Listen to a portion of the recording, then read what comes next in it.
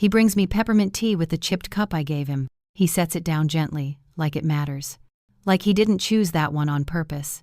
He smiles the way people do when they're told to act calm.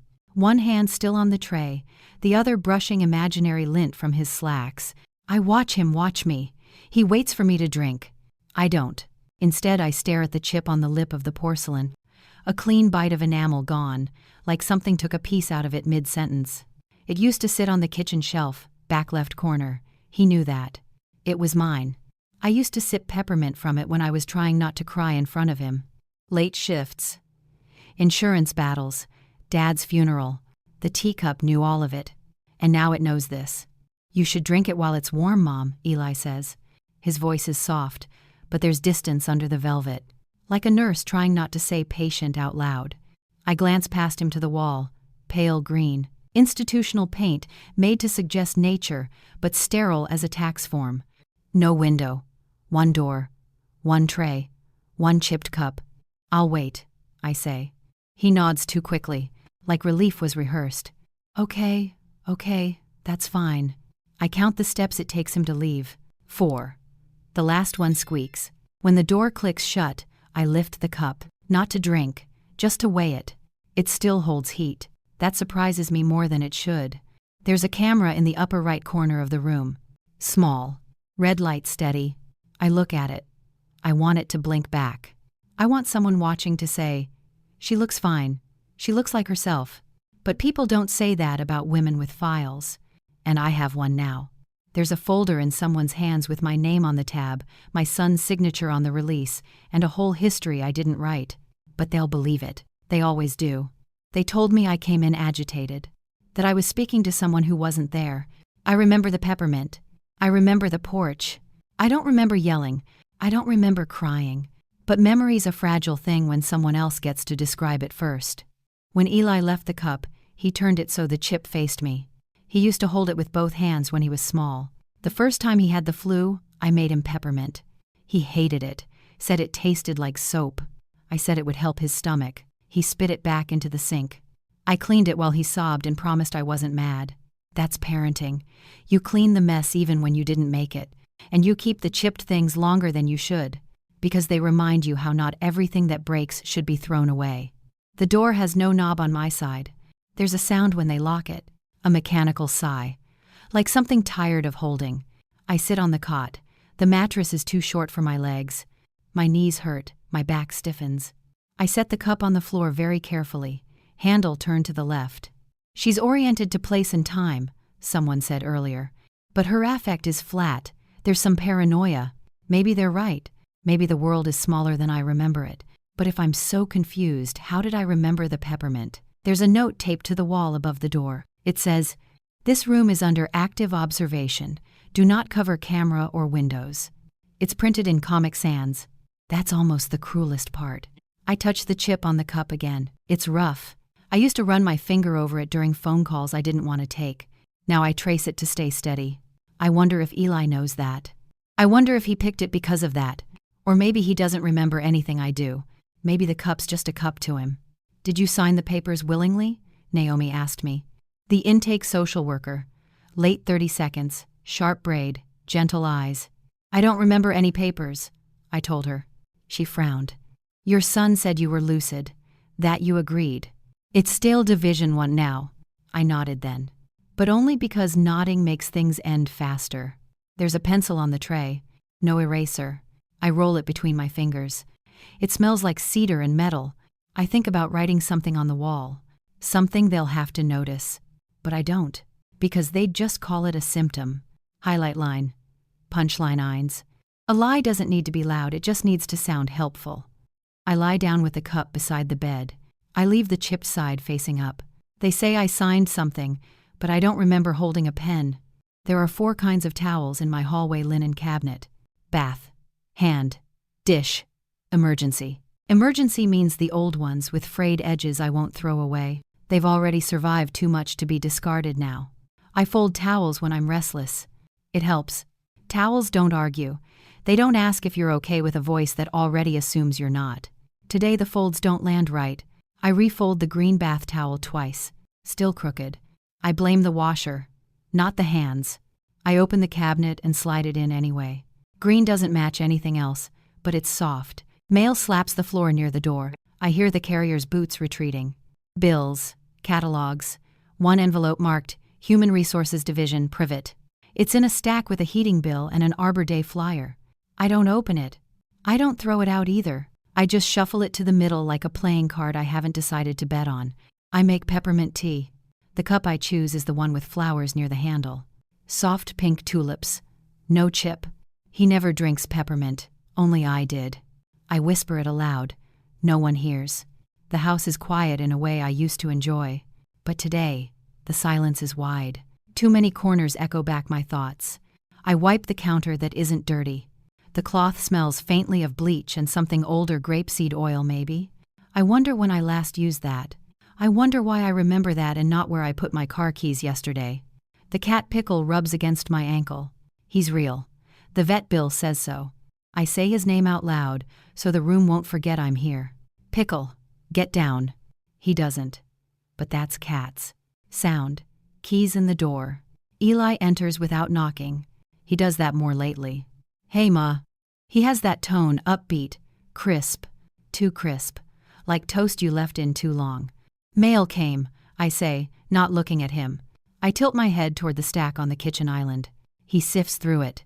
When he sees the HR envelope, he flips it over and back. You gonna open this? He asks. If it's important, they'll call. I sip my tea. It's still too hot. You sure? I nod. He doesn't press, just slides the envelope under the heating bill. There's something in his eyes. Like he knows what it says already. But he doesn't push. He's good at waiting. Too good. Some people show love by waiting. Others by pretending they aren't. Eli opens the fridge and takes out the almond milk I bought for him.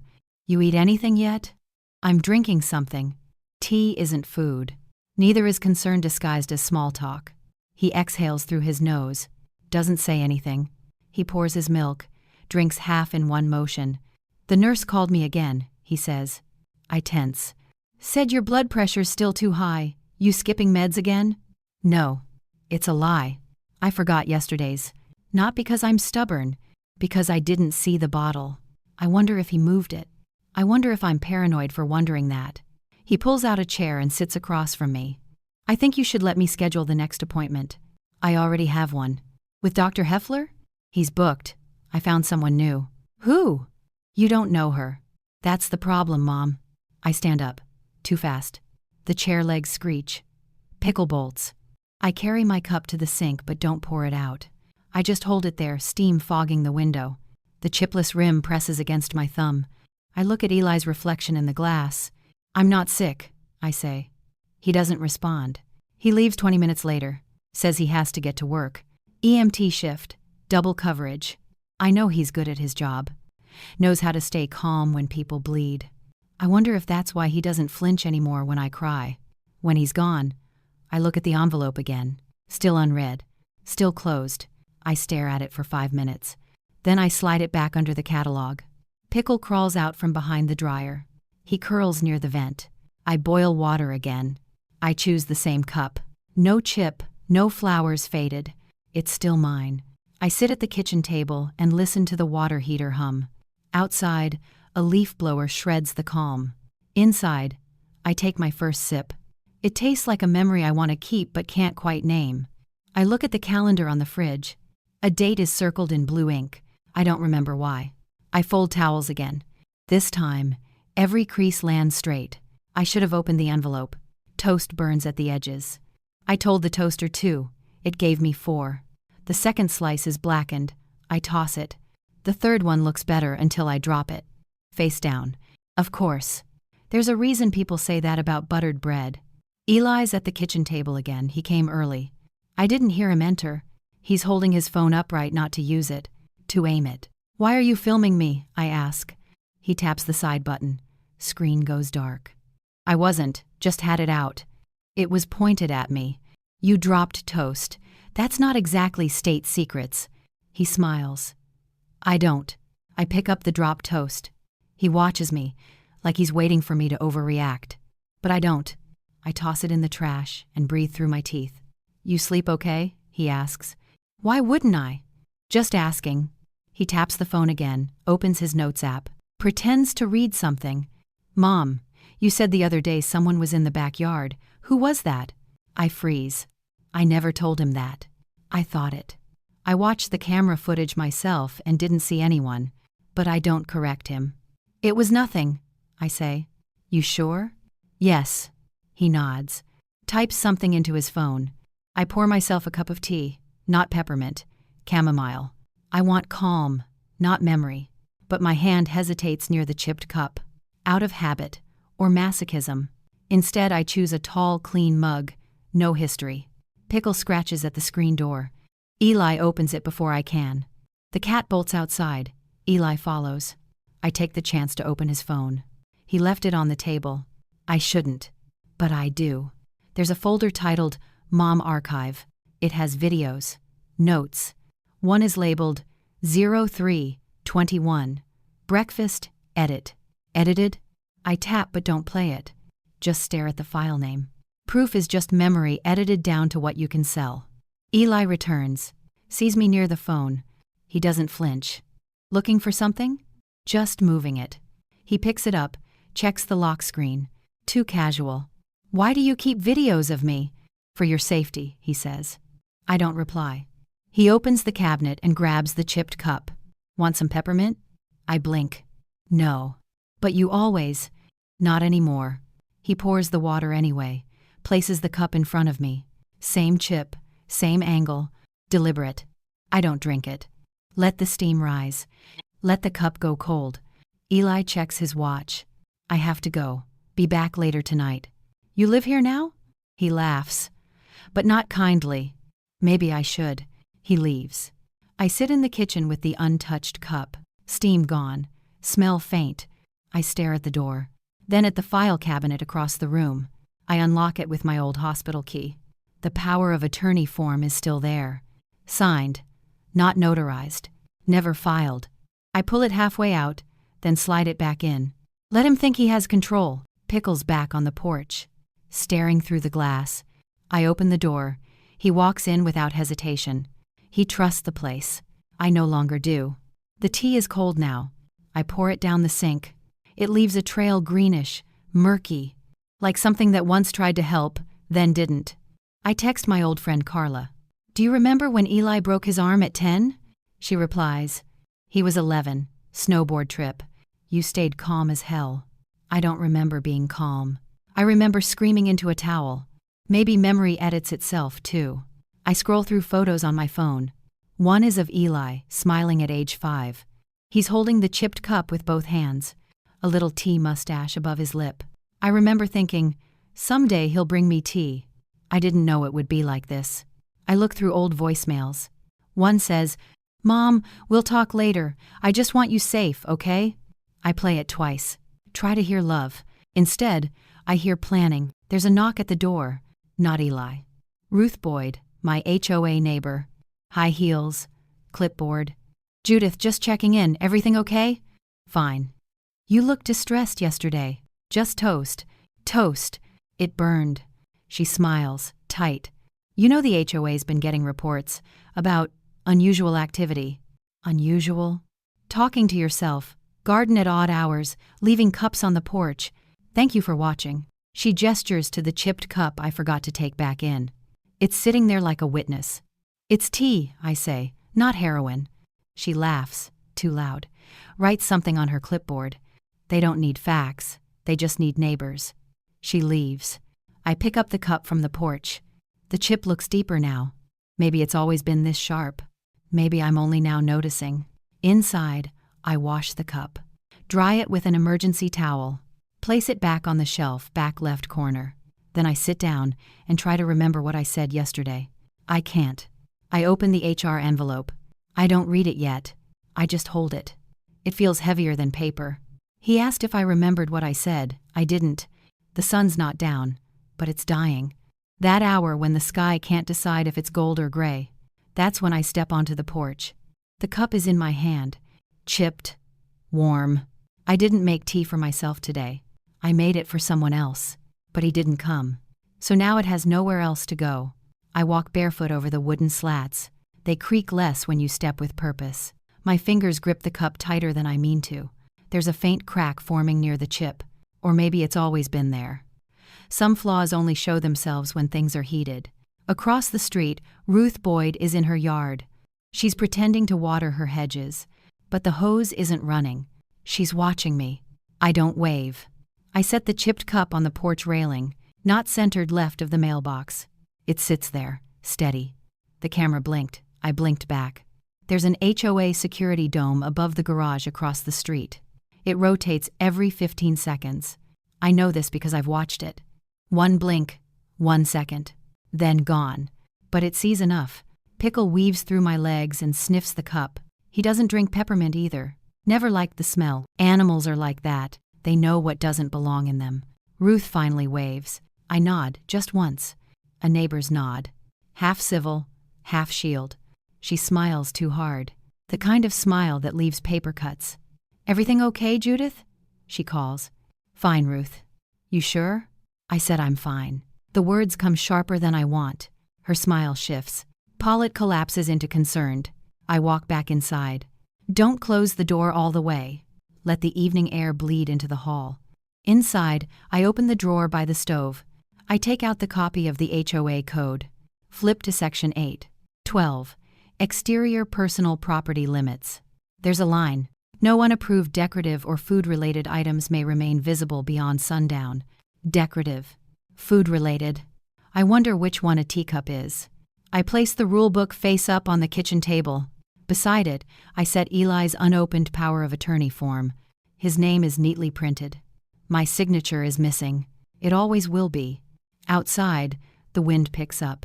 I hear the soft clatter of porcelain shifting slightly on the porch rail. I don't go to adjust it. Let it sit however it wants. My phone buzzes. A text from Eli. "You okay?" Heard Ruth was around. "Don't engage. Love you."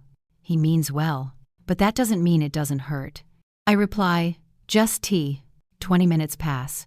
I don't move from the kitchen chair. At some point, the HOA camera spins back. This time, I look straight into it. They think silence means weakness. I think it means planning. The sky dims enough that shadows take shape, not objects, doubts. They stretch across the porch, inside the walls, across my chest. The chipped cup is still out there, holding its warmth longer than I expected, just like me. The doorbell rings. I open it to see Ruth again. Clipboard. Smile. Both tighter than this morning. "Judith, I just wanted to check in again. It's getting dark." "So?" "The cup. It's peppermint." "No, I mean it's out here. On the railing." I say nothing. "You know the exterior property clause." I read it. We wouldn't want anyone to get the wrong impression." "What's the right one?" She frowns, looks at her clipboard. "It's probably nothing. Just, for documentation purposes, I might make a note." "You always do." Ruth's eyes narrow. She writes something. I can't see what. I ask, "What does peppermint tea say about me, Ruth?" She looks up. Her eyes shift kindness to caution. "That you're set in your ways." It's might know the waiter. On the weight it frints to the breast. Then she leaves. I don't pick up the cup. I let it stay. Let it gather proof. Let it steep in air, wind, neighborhood paranoia. Let it be seen. I write a single line on a sticky note and place it under the HOA rulebook. Nothing about silence means consent. I don't send it. Not yet. But I will. When Eli comes home, he glances at the porch. Then, at me. "Still out there?" "You tell me." He doesn't ask what I mean. Just nods. "You should come to bed." "I'm not tired." Not. I didn't mean sleep. I leave him in the hallway. Go into the bathroom. Turn on the water, but don't get in. Just let the sound cover my thoughts. When I return, the cup is gone from the porch. But not in the sink. I don't ask. And he doesn't tell. She waved at me, like I was leaving forever. The room smells like antiseptic and something beneath it. Something sour, like regret someone tried to clean but couldn't scrub out. Fluorescent lights hum above me. One of them flickers, like it's thinking about dying. There are 3 people in the room. 1. Naomi, social worker, polite, wary. 2. Dr. Feingold, intake psychiatrist, eyes like cold marbles. 3. Eli's son, smiling too much. I sit across from them, hands on the table, wrists bare. No shoelaces, no jewelry, no pen. There's a camera in the corner. Its red light isn't blinking. It's solid, recording everything, except the truth. Let's begin with the video, Eli says. His voice is careful, polished. He taps his phone, then sets it upright in front of them. The screen shows me at the stove. I'm yelling, loud, disoriented. My voice cracks. I don't remember this. Play it from the start, I say. Naomi glances at Eli. That is the start, he replies. But it isn't. I remember that morning. I burned the toast again. Pickle knocked over the teacup. I was talking to myself, yes, but not nonsense. Just talking to stay steady. The video shows none of that. Only me shouting, 1 minute and 43 seconds of rage, isolated like a tumor. It cuts just before I said, I'm sorry. He kept the scream, not the silence that followed. Have you felt unsafe around your mother lately? Dr. Feingold asks Eli. Not unsafe, Eli says. Just concerned. Naomi types notes. Her nails click against the keyboard. Fast, certain. How often does she speak to people who aren't there? Sometimes, mostly in the evening. She paces. Talks to my father. Your father passed in 2019, correct? Eli nods. I say nothing. They don't ask me if it's true. They don't ask me what I was really saying. Feingold folds his hands like he's about to pray. Judith, do you remember recording that video? No, because I didn't. It's you in the footage. Yes, but it's not the whole story. We're trying to understand what's happening. Are you? My voice is even. I feel the fire in my chest but keep the smoke inside. Naomi shifts in her chair. Can you walk me through that morning, Judith? I was making tea. Chamomile. Not peppermint? No. I haven't had peppermint in days. Your son said you requested it. He's wrong. Silence. Feingold jots something. I can't see what. Eli clears his throat. Mom hasn't been sleeping. She thinks the HOA is spying. They are. Feingold looks up. Why do you believe that? Because Ruth told me so. Not in words, in looks. And the camera. Naomi. Which camera? The dome above her garage. You think it's aimed at you? I know it is. I watch the rotation. Feingold nods slowly. That's good detail. Can I ask what makes that significant to you? Because I left something on the porch to be seen. And it was. He tilts his head. What did you leave? A cup. Naomi. Why? Because some things speak better in silence. Reason any pan centered in reading in the sides. They glance at each other. Do you believe the cup was a message? Naomi asks. Yes. To whom? Anyone watching. Feingold leans forward. Judith, are you aware that you signed a voluntary hold request? I freeze. I did no such thing. We have the form. Your signature is on it. I never saw it. Eli pulls up another file on his phone. Hands it over. I stare at the screen. My name. My signature. It looks like mine, but it's dated 2 days ago. A day I was home alone. They said I signed it, but no one asked who held the pen. Naomi softens.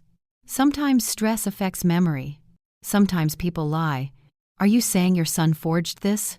I meet Eli's eyes. He doesn't blink. I'm saying I didn't sign it. The door opens. A nurse enters. Pale scrubs. Calm eyes. We're moving her to observation. Feingold nods. 72-hour hold. Minimum. Eli stands. I'll get her things.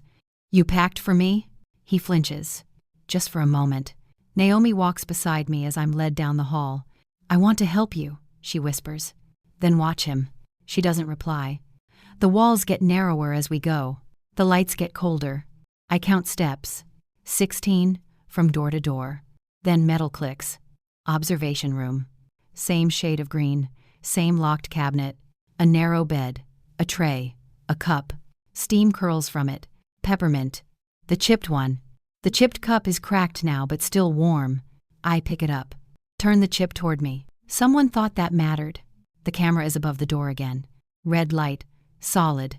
I stare at it. I'm not sure what it sees, but I hope it remembers everything he didn't film. The clipboard woman tilted her head. We've seen enough. The walls hum. Not with sound. With pressure. This is the kind of silence that compacts you. You don't hear it, you lose shape inside it.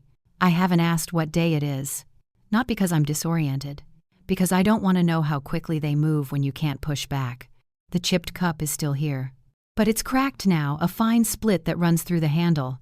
I don't know if I did it. I don't remember holding it that tightly. Naomi comes in wearing new scrubs, different pattern, darker blue. She has a file in her hands. Thick, tabbed. My name across the front in printed label font. Not handwriting. Never handwriting anymore. We're going to read through the administrative order now, Judith, she says gently. Then we'll discuss next steps. She sets the folder down, opens it carefully. She begins reading. Patient name, Judith R. Emery. Referring entity HR Department, St. Monroe Regional. Evaluation reference number 22 to 471. Recommendation, involuntary hold, 72 hours.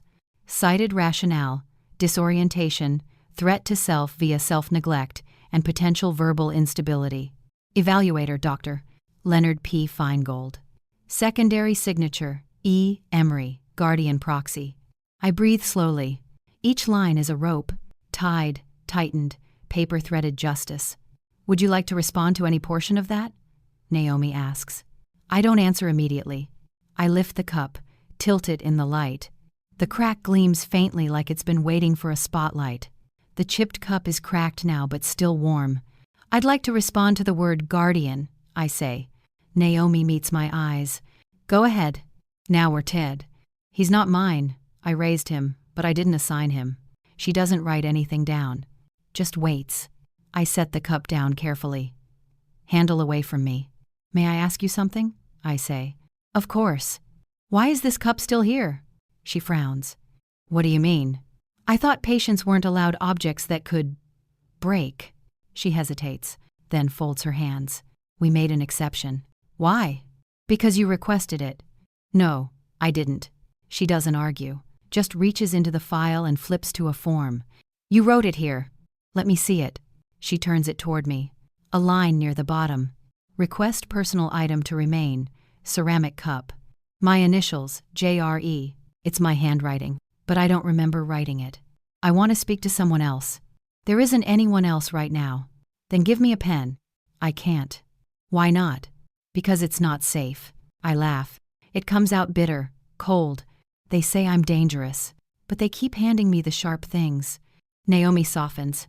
Would you feel more comfortable if we replaced the cup? No, it's mine.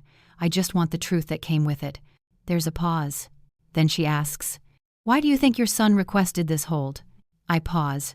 Because I said something he couldn't explain to his friends. What was it? I told him I didn't need him to protect me anymore. Naomi finally writes that down. The door opens again. Feingold walks in with 2 aides behind him. He looks at the file. Then, at me. Any changes since intake? He asks Naomi. No episodes. Some paranoia around object placement. Define paranoia. Cup fixation. Memory dissonance. He steps toward me. Judith, do you know where you are? Yes. Can you tell me? You already know. Humor me. St. Monroe Regional. Temporary hold wing, room B7. Smells like lemon cleanser and malpractice. He smiles thinly. Still sharp. He was not recounting out for Mary. Still aware. And the date? You never said I had to be a calendar. He closes the file.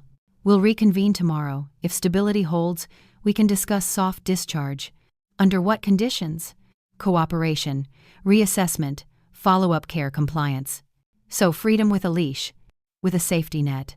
He turns to Naomi. Keep the cup one more day. Understood. They leave. I'm alone again. Just me and the file and the cup. I tear the corner off the napkin left on my tray. I write one word in tiny block letters with the plastic spork tip. Witness. Then I fold it and slide it under the cup. Later, the night nurse comes in. Young, nervous, a badge that reads M. Alvarez. She clears my tray. Do you want to keep this? She asks, lifting the cup. Yes. We're not really supposed to, but you will. She hesitates, then sets it down. Be careful. That's what started this. She leaves. I look at the crack again. It's growing. Or I am. I press the rim to my lips. Don't drink, just feel the warmth. Let it remind me I'm still here. Still me. I asked if I could keep it. They said it was a safety risk. The cup is still warm. That's the first thing I notice when I wake. I didn't ask for tea. Didn't hear them bring it. But it's there. Steam curling. Chip facing me. I sit up slowly. Not because I'm groggy, because I'm remembering too clearly now. It's a different kind of awareness. The kind you don't admit out loud. Because they'll file it under agitation. There's a tray. Napkin. Standard issue powdered eggs. And a folder. A copy of my patient file, clipped at the corner, left on the floor beside the door. That wasn't there last night. No note, new tag. Just the weight of something they think I won't notice. I flip through the pages slowly. Vitals, intake summary, observation notes, my own signature at the bottom of several pages. One for the voluntary hold acknowledgement form. One for the personal item exception request. Cup, ceramic no lid. And one that stops me cold. Referral intake, HR submission timestamp, 00:02 p.m. May 2025. I stare at the timestamp, because I remember that hour. At 4:22 p.m. on May 19, I was on the phone with Carla. She was helping me plan Eli's birthday. She said, "I'll send over the gluten-free version of the carrot cake." I said, "He's going to pretend he doesn't want it." We laughed. I remember the call. Because she texted me the link at 4:25 p.m. It's still on my phone. They said I was losing time, but I remembered the cake. I scanned the HR form again. It lists the call as happening before the referral, but it couldn't have. Because I was on the call, with full coherence, planning a birthday, not a breakdown. I flipped to the back of the folder.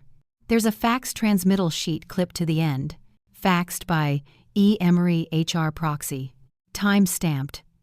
00:40 p.m., 2 minutes before my call started.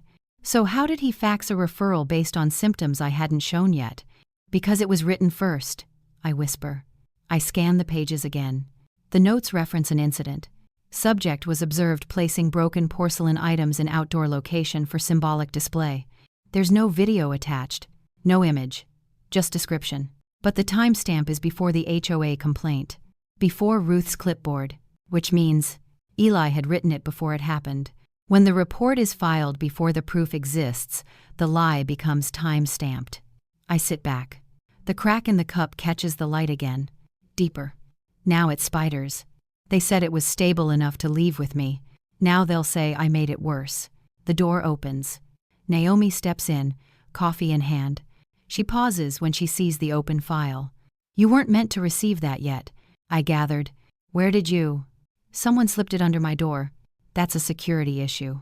"He was Binobi is never, hair did his rever. So is perjury." She blinks. This line, I tap the HR timestamp, is impossible. "Will review." "No, you'll explain." It could be clerical. It's intentional. And I can prove it. How? Because I wasn't alone. I was on a call. It's in my phone.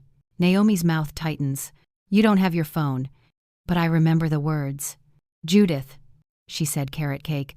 I said Eli pretends he doesn't like it. That's not hallucination. That's habit. She's quiet for a long time.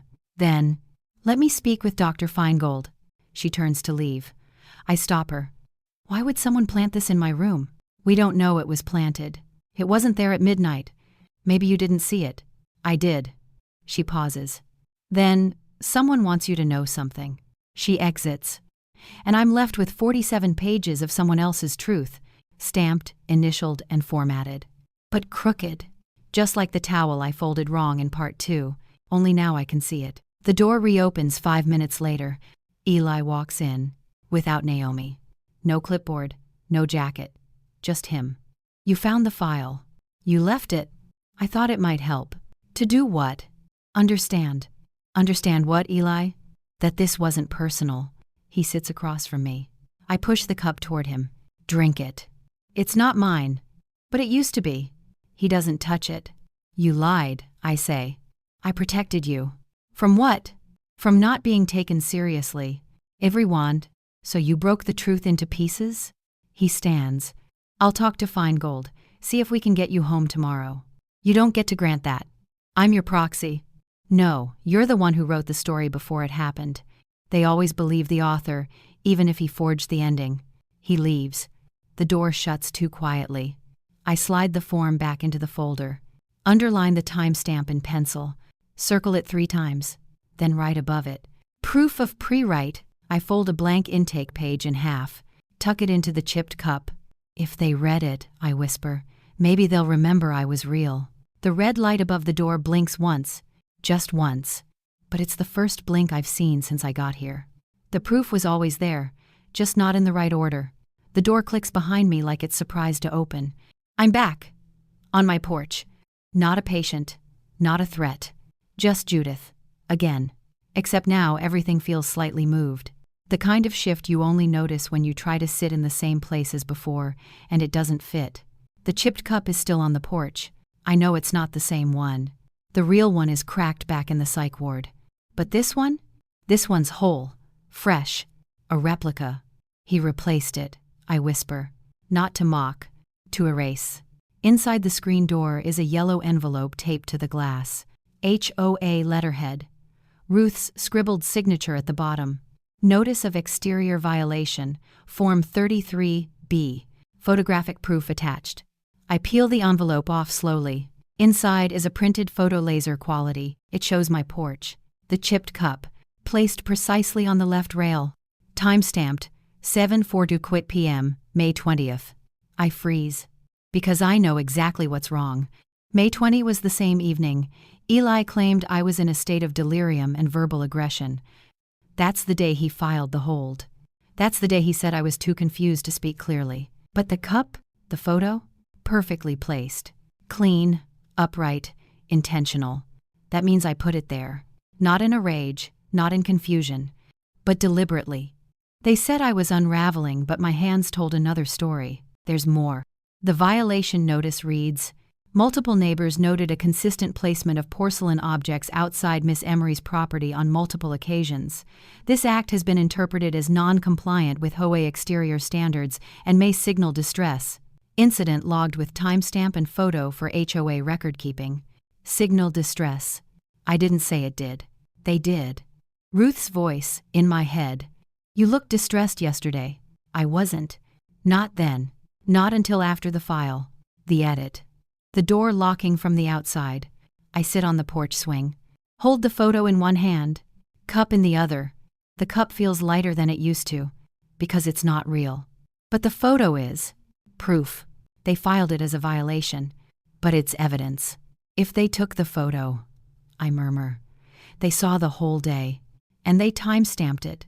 7:42 p.m. May 20.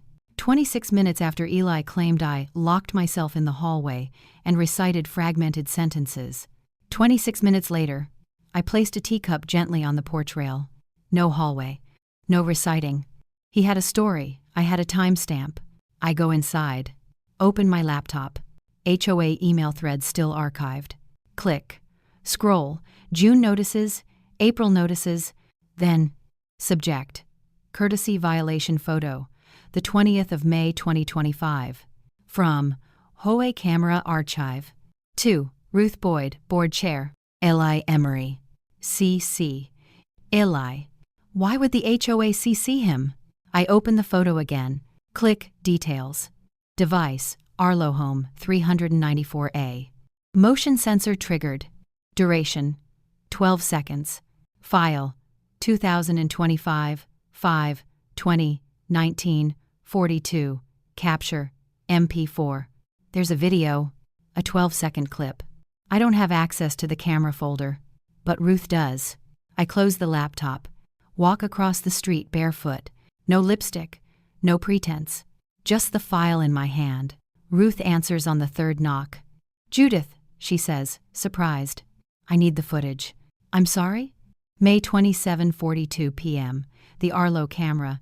You sent a still, but the system saves a clip. I'm not unstable. I'm aware, and I remember where I put my cup. She stares. I lift the HOA letter, point to her signature. You saw it too. You wrote this. The board asked me to follow up. You time-stamped proof that I was coherent. That's Conterious today. I'm seen then round, Conteriou and still, and calumny. It's not proof of. It's proof I wasn't dangerous, or disoriented, or detached from reality. She steps back slightly. Her mouth opens, then closes. I hold the cup up. Would you have signed this if I'd put a knife out here? She shakes her head. No. You signed it because it was harmless, but suddenly that harmlessness became evidence against me. Ruth folds her arms. Let me see what I can pull from the archive. Thank you. I'm not saying I agree. You don't have to. Just don't pretend not to see it. I walk back home. The sun is higher now. I sit at the table. The original chipped cup, cracked one, is gone. Still at the hospital, maybe trashed. I take out the replica. Run a butter knife across the edge. Slowly, carefully, I mimic the original chip. A new flaw, but mine. The door opens. Eli steps in. Sees the cup. Sees the HOA file. You went to Ruth? She gave me what you couldn't. This again. You were CC'd on the HOA footage. It is long rather bodyin', because I'm power of God. You're not anymore. I hand him the envelope. The picture. The timestamp. That's proof. It's nothing. It's the moment I didn't scream. I didn't hallucinate. I didn't collapse. You placed a cup, and the system called it a signal. He doesn't reply. He knows.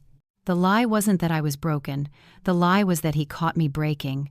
I place the chipped replica back on the rail, where the camera can see. Then I sit beside it. Still. Upright. The opposite of unstable. I didn't fix the cup. I just made it mine again. The mediation room smells like old paper and reheated coffee. 3 chairs, 1 window. Too much beige to trust anyone. The chipped cup sits on the table between us. Replica, yes, but not a copy. This one knows what it is. Ruth sits to my left. Eli across from me. Naomi in the corner, not officially involved but present. Feingold didn't come. He won't. Not if he read the audit notice I sent the board. Ruth opens the laptop. On screen, file 2025. 5. 2019. 42. Capture. MP4. She clicks play. We see the porch. Evening light. Calm wind. I enter frame. Barefoot, holding the cup. I place it on the rail. Adjust it gently. Straighten it. Then step back. No ranting. No pacing. No muttering. Just control. Sometimes the quiet moment is the loudest rebuttal. The video ends. No one speaks for several seconds. Then, "This is the night you referred her?" Ruth asks Eli. He nods slowly. "Yes, that was the night I got scared." Scared of what? She'd been agitated. Talking about messages, cameras, tea as communication. Ruth tilts her head. "That's not what I see here." Eli shifts in his seat. "She was different off camera." "But this is what you submitted to HOA?" "No, I didn't send the footage. I received the notice." "But you were CC'd, I say." "Because I'm her emergency contact. You used that to build a file against me." "To help you.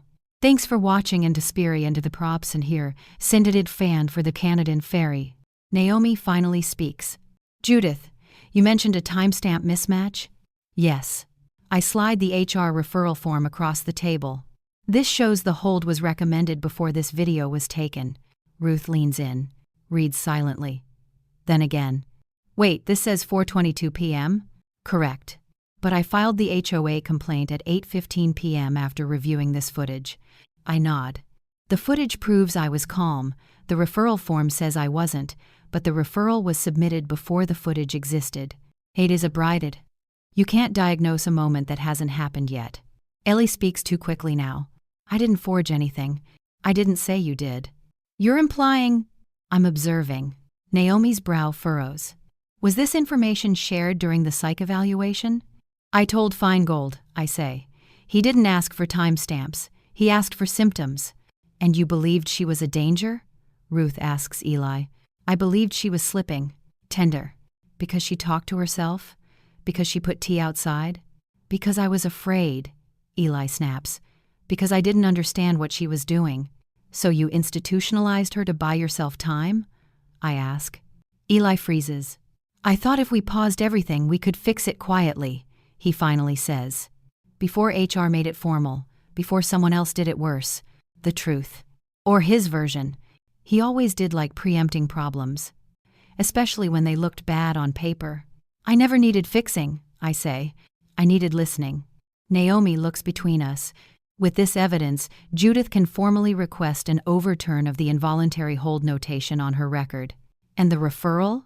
I ask. If it's proven fraudulent. It won't be, Eli says quickly. It was a misjudgment, not a forgery. There's a difference? Ruth asks. Naomi sets down her tablet.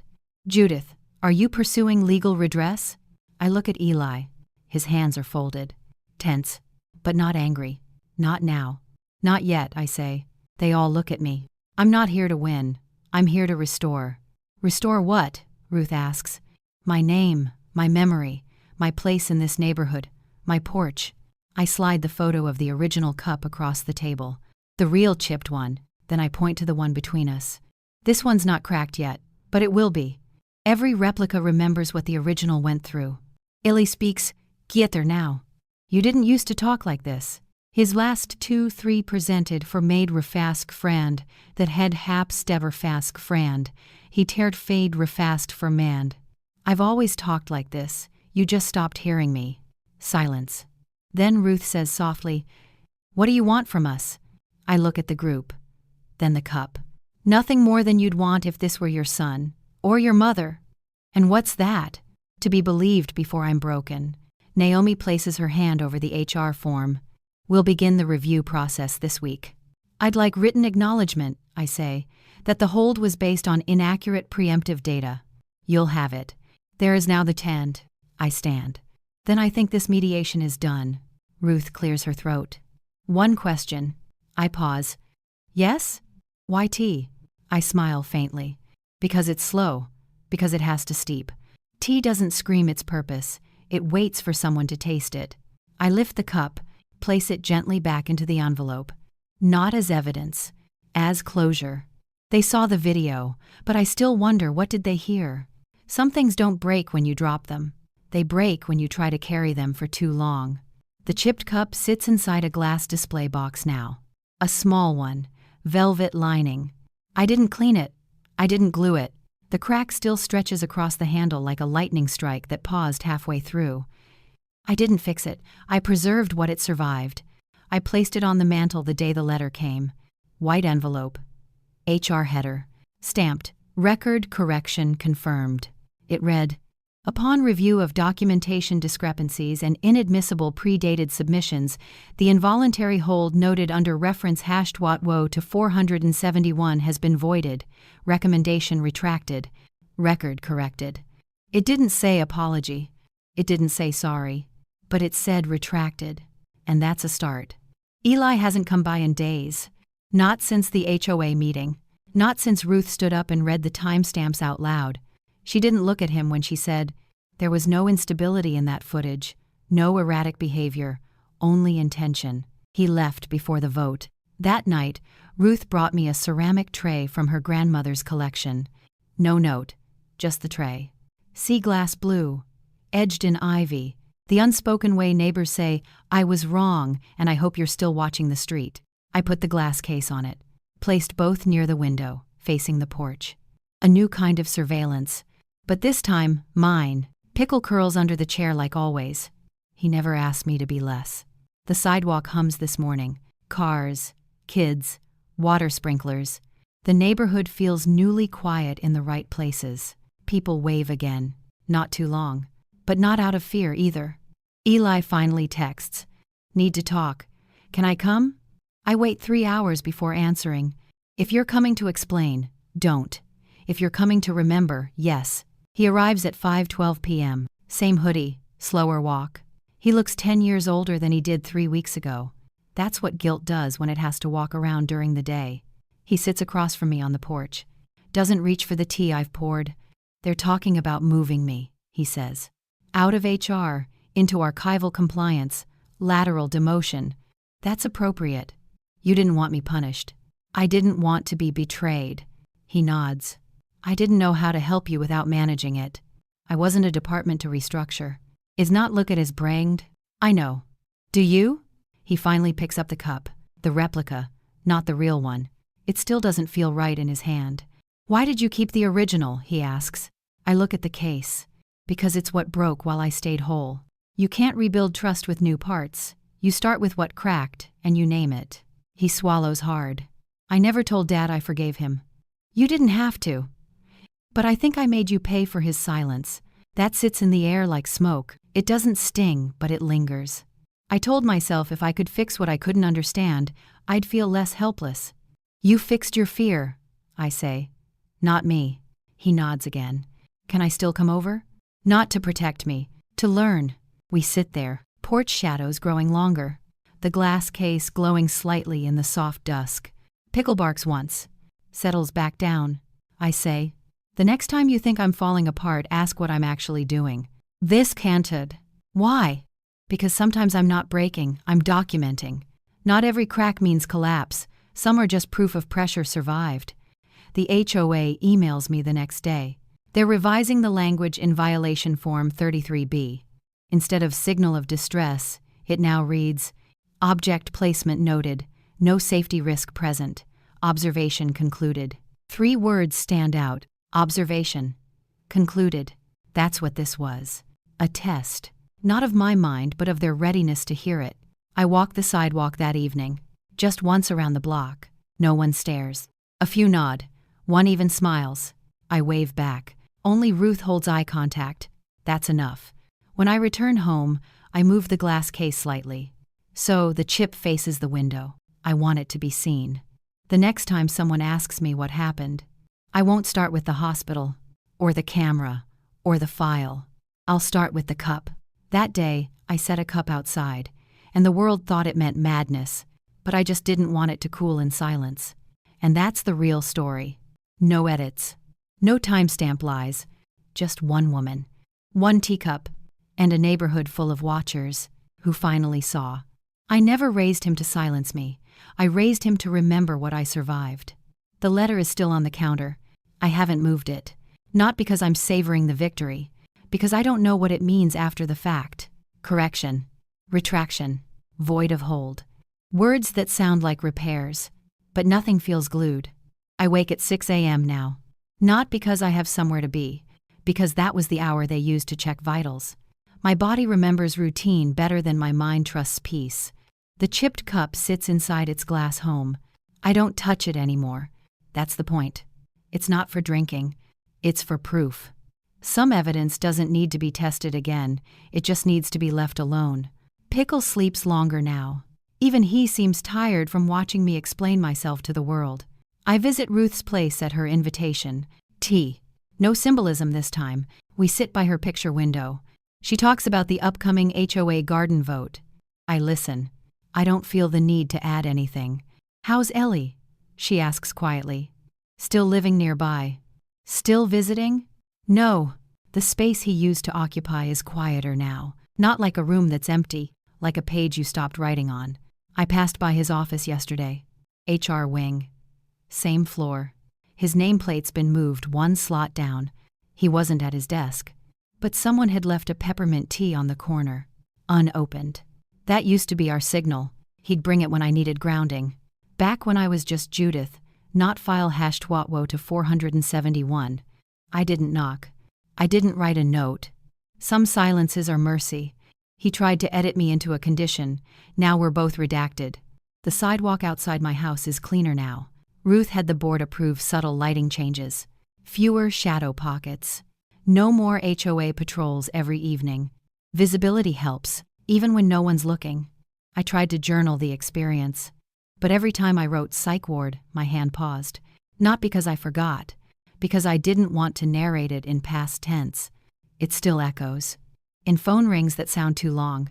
In phrases like, "Are you okay?" That now feel like surveillance. In how I triple-check the locks before bed. I'm okay. But okay means something else now. Stability isn't silence. It's choosing what not to justify anymore. I see Carla twice a week. She still brings gluten-free cookies. Still calls Eli that well-meaning danger. I laugh. Not because it's funny. Because the only other option is reliving the hallway. The one with the locked door. And the clipboard. I asked Naomi for a copy of her session notes. She sent them with a handwritten cover. Sometimes reality needs 2 narrators. I filed them beside the retraction. Together, they look like contradiction. But really, they're consequence. Eli hasn't called. But last week, he left a small cardboard box on my porch. No note. Inside, the original phone I lost during intake. Battery replaced, factory reset, blank. Except one thing in the photo gallery, a single image. The chipped cup, on the porch rail, time-stamped, 7:44 p.m. He didn't caption it. He didn't need to. That was his undoing. Not loud, not shouted, just quietly true. He couldn't return my voice, so he returned the moment it was taken. I placed the phone in the glass box beside the cup. They belong together. Proof of presence. Proof of pause. I don't answer when people ask, "So you're okay now, right?" Because now assumes a line was crossed and closed. But I don't live on that kind of timeline anymore. Not since they told me my behavior was indicative. Not since my son became my signature. The truth is, I'm not telling this for resolution. I'm telling it because no one else archived it the right way. And because somewhere, someone is placing a chipped cup on a windowsill and wondering if they'll be believed before they're broken. The world loves healed stories, but some of us are just learning how to be whole while cracked. One of you happen had now in Stefrant. He used to bring me peppermint tea with the chipped cup I gave him. That's how the story began. But that's not how it ends, because now I make my own tea. And the cup I use? It's smooth, whole, and it's not for drinking. It's for watching. I place the replica cup on the porch railing again. Same spot, same angle. But today, I hold a mirror in my other hand. A small one, travel-sized, cracked in the corner, just like me. I tilt the mirror. Watch the cup reflect inside it. For the first time, I see what the camera never did. Me behind the cup, whole, awake, still here. I wasn't just placing a cup. I was leaving a version of myself behind, hoping someone would see her. I carry both objects inside. Place the mirror beside the glass case. Now the chip faces not the world, but its reflection, so that I don't forget who was watching, even when I couldn't speak. Today I'm recording something, not for the board, not for HR, not for Eli. For me. I open the recording app, tap New Entry. The red light blinks once. This is Judith Emery. Today is August 19th. I'm sitting by the window. Pickle is asleep under the table. There's no hold on my file. There's no hold on my voice. I pause. Take a breath. Continue. If you're listening to this, maybe you're afraid.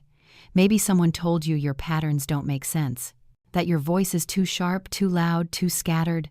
That your tea ritual is a warning. That your calm is suspicious. They told me that too. I stand, carry the phone outside. Sit on the porch swing. The same place where they time-stamped me into madness. The night they said I was breaking, I made tea. I placed a cup on the porch rail. I adjusted it so the wind wouldn't knock it over. That was my instability. That was their proof. Pickle pads out and settles beside me. I stroke the space between his ears. Steady rhythm. Familiar texture. No clipboard to interrupt it.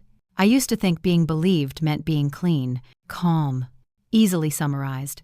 Now I know truth has texture. It isn't always symmetrical. And neither am I. I'm not a diagnosis. I'm a continuity. I tap pause, then save. Title it, not broken, not quiet. I don't send it. Just store it. In a folder marked Archive, unedited. Inside, the phone from Eli still sits in the glass box. Its battery finally died. But the photo remains. That's the strange mercy of timestamps. They don't argue. They just remain. Ruth texted last week. Would you consider joining the board? I said no. Not yet. Maybe not ever. I'm not here to enforce the rules, I replied. I'm here to remember what happened when someone misread them. The neighborhood is planting lavender next month. Ruth said they're naming that corner of the sidewalk Emery Bend. She asked if that's okay. I said, only if the sign is crooked. Talzadam. Some names deserve to be remembered on a tilt. Elia mailed. Subject line. First draft. Attachment. A document titled Power of Attorney. Full release. No explanation. No signature yet, but it's a start. I print it. Place it on the kitchen counter. Next to the retraction letter. Next to the voice memo transcript Naomi sent me. And my own. Memory is heavy, but when you choose what to carry, it stops being proof of pain and becomes evidence of authorship. The chipped cup, it stays in the case, not because I'm hiding it, but because I finally have a place to keep it safe. I light a candle near the glass. One of the peppermint ones Eli gave me last winter. Let it burn slow, until the scent fills the silence, without trying to explain it. He raised me to survive, but I taught myself how to narrate. I press record again. Say only one more thing. If you're still holding your story, even if your hands shake, place it down where the light can reach it. Let someone see you before they assume your shadow is a threat. I end the recording. Set the phone face down and watch the chipped cup mirror back to me in the glass. It doesn't say anything. It never had to. He brought me peppermint tea in a chipped cup. Now I bring myself memory in a voice that doesn't spill.